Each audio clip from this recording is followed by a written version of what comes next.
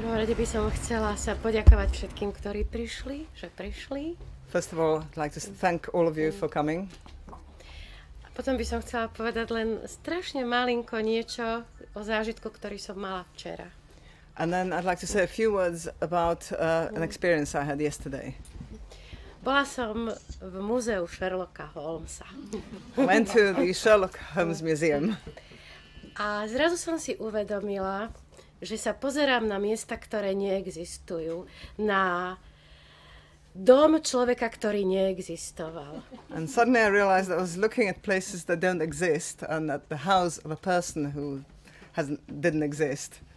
A zrazu som si uvedomila, akí sme my ľudia nie celkom normálni, že napíšeme, prečítame knižku a tak jej uveríme, že keď má niekto toľko rokov ako ja, tak je ochotný sa ísť pozrieť na vec, o ktorej vie, že neexistuje.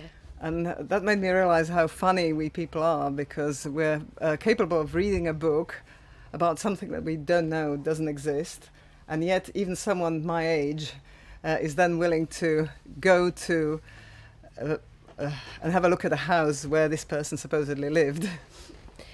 A vďaka tomu, že sú na svete dvaja ľudia, Julia a pán Rainfield, sa mne dostalo tej cti, že som sa dostala medzi takých bláznov, ktorí veria, že existuje to, čo neexistuje.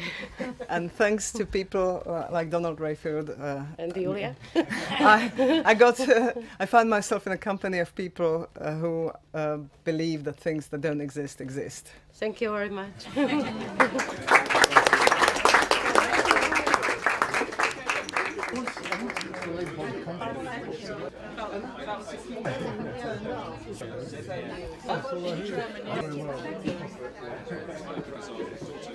And I got into this by accident, as I've told some of you.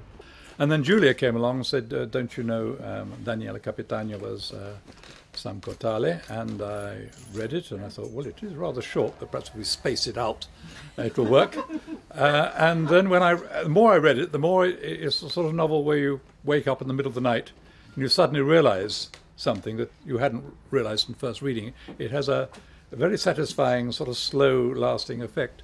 So I'm very, very pleased that, and Julia did a fantastic translation. I couldn't have translated it, but she managed. And I hope the rest is history, because I think this is an extraordinary novel. Daniela, I would like to thank you all for coming. Ja som teraz spisovateľom už druhýkrát, lebo ja som sa už raz stal spisovateľom. Vtedy som napísal prvú knihu o cintoríne. Dnes som sa zase stal spisovateľom, lebo prší. A vtedy nezbieram kartóny, lebo prší. Najvážnejšia vec je ale to, že mám vozík vo pravovni, lebo sa mi odlomilo spätné zrkadlo a to ja neviem, lebo na to treba stroje a iné a ja to neviem, lebo to nemám. Ešte nikdy v živote sa mi neodlomilo spätné zrkadlo, lebo ja mám vozík už 28 rokov, lebo ja som pracovitý a mňa si ľudia vážia, lebo som pracovitý. Ešte prosím ťa povedať, že František bude ilustrovať a potom rozdá tie ilustrácie. Dobre. Daniela would like me to tell you that her friend, the illustrator František Jablonovský, who's here, will be doing little drawings, which he'll then hand out to you.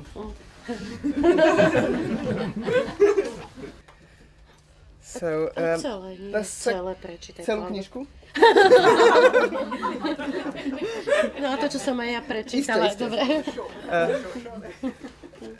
This is the second time I've become a writer, because I've already been a writer once. That time I wrote the first cemetery book.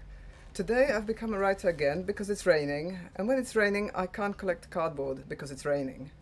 But the most important thing is that my handcart is in the workshop, because my rear view mirror has been broken off, and I don't know how to fix it, because you need special tools or whatever to fix it, and I can't do that because I haven't got them.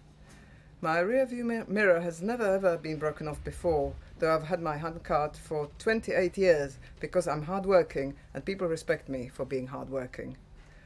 The workshop is on the island and it's got special tools. The man who fixes things with his special tools is called Jan Boschmoisch, and the funny thing about him is that every time he says his name, Jan Boschmoisch, he doesn't say it, he sort of sings it like this, Jan Boschmoisch. he sings his name to a sort of Jan Bosch-Mosch tune. But apart from that, he's hardworking and people respect him because he has a son who is very ill with epilepsy. And Jan Bosch-Mosch has to look after him because epilepsy is the sort of illness where you have to be looked after. His son's name is Jan Bosch-Mosch Jr. They're both in my notebook because I have 3 notebooks. One is called Christian Names, the other one is called Surnames, and the third one is called Died. That's where I write down everyone I know, because if I didn't write down everyone I know, how would I know who I know, right? Right. I've got Jan Bosch-Mosch and Jan Bosch-Mosch Jr. in my surnames notebook down under the letter B, and also under the letter M, because you never know what's what and why and how. Anyway.